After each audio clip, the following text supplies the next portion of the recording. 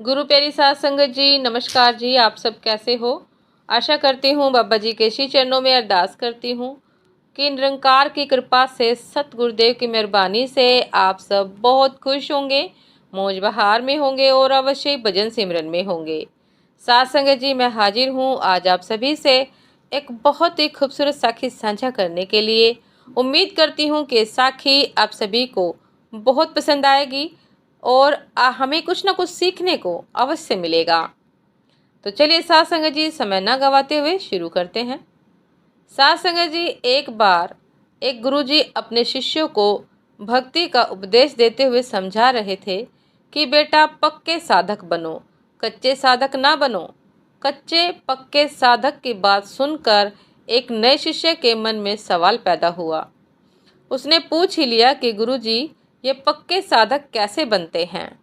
गुरुजी मुस्कुराए और बोले कि बेटा, एक गांव में एक हलवाई रहता था।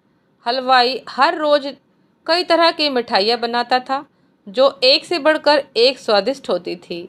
आसपास के गांव में भी हलवाई की बड़ी धाक जमी हुई थी। अक्सर लोग हलवाई की मिठाइयों और पकवानों का आनंद लेने आते थे। एक दिन हलवाई की दुकान पर एक पति पत्नी आए। उनके साथ उनका छोटा सा बच्चा भी था जो बहुत ही चंचल था। उसके पिता ने हलवाई को हलवा बनाने का आदेश दिया। वह दोनों तो प्रतीक्षा करने लगे, लेकिन वह बच्चा बार बार आकर हलवाई से पूछता, हलवा बन गया क्या? हलवाई कहता है, अभी कच्चा है, थोड़ी देर और लगेगी। वह थोड़ी देर प्रतीक्षा करता और फिर आकर हलवाई को पूछता कि खुशबू तो अच्छी आ रही है, हलवा बन गया क्या? हलवाई कहता, अभी कच्चा है, थोड़ी देर और लगेगी। एक बार, दो बार, तीन बार, बार बार उसके ऐसा बार बार पूछने से हलवाई थोड़ा चिढ़ गया। साथ संगत जी, उसने एक प्लेट उठाई और उसमें कच्चा हलवा रखा और बोला, ले बच्चे, खा ले। बच्चे ने खाया तो बोला, ये हलवा तो अच्छा नहीं है। हलवाई फौरन बोला, अगर अच्छा हलवा खाना है तो चुपचाप जाकर वहाँ बैठ जाओ और प्रतीक्षा करो। इस बार बच्चा चुपचाप जाकर बैठ गया। जब हलवा पक कर तैयार हो गया तो हलवाई ने थाली में सजा दिया और उनकी टेबल पर परोस दिया। इस बार जब उस बच्चे ने हलवा खाया तो उसे बहुत स्वादिष्ट लगा। उसने हलवाई से पूछा कि हलवाई काका, अभी तो थोड़ी देर पहले जब मैंने इसे खाया था तब तो यह बहुत खराब लगा था, अब इतना स्वादिष्ट कैसे बन गया? साथ संगत जी, तब हलवाई ने उसे बड़े प्रेम से समझाते हुए कहा कि बच्चे, जब तू जिद कर रहा था तब यह हलवा कच्चा था और अब यह पक गया है। कच्चा हलवा खाने में अच्छा नहीं लगता। यदि फिर भी उसे खाया जाए तो पेट खराब हो सकता है, लेकिन पकने के बाद वह स्वादिष्ट और पौष्टिक हो जाता है। अब गुरुजी अपने शिष्य से बोले कि बेटा, कच्चे और पक्के साधक का फर्क समझ में आया कि नहीं? साथ संगत जी, शिष्य हाथ जोड़कर बोला कि गुरुजी, हलवे के कच्चे और पक्के होने की बात तो समझ आ गई, लेकिन एक साधक के साथ यह कैसे होता है? गुरुजी बोले कि बेटा, साधक भी हलवाई की तरह ही है। जिस तरह हलवाई हलवे को आग की तपिश से धीरे धीरे पकाता है, उसी तरह साधक को भी स्वयं को निरंतर साधना से पकाना पड़ता है।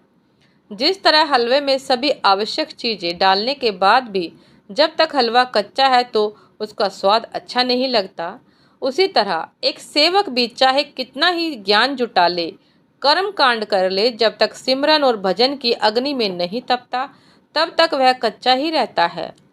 जिस तरह हलवे को अच्छे से पकाने के लिए लगातार उसका ध्यान रखना पड़ता है, उसी तरह साधक को भी अपने मन की चौकीदारी करते रहना चाहिए। जब पकते पकते हलवा का रंग बदल जाए, उसमें से खुशबू आने लगे और उसे खाने में आनंद का अनुभव हो, तब उसे पका हुआ कहते हैं। उसी तरह जब साधना, साधक और साध्य तीनों एक हो जाएं, साधक के शरीर से प्रेम की खुशबू आने लगे, तब समझना चाहिए कि साधक पक्का हो चुका है। जब तक सेवक का सिमरन पक्का ना हो जाए, उसे सावधान और सतर्क रहना चाहिए, क्योंकि माया बड़ी ठगनी है, कभी भी साधक को अपने रास्ते से गिरा सकती है। अतः साधक को निरंतर सिमरन और भजन से खुद को मजबूत बनाना चाहिए। साथ संगत जी, ये थी आज की एक बहुत ही खूबसूरत साखी। उम्मीद करती हूँ कि साखी आप सभी को बहुत पसंद आई होगी। और साथ संगत जी, यदि पसंद आई हो तो लाइक कमेंट शेयर करना ना भूलिएगा।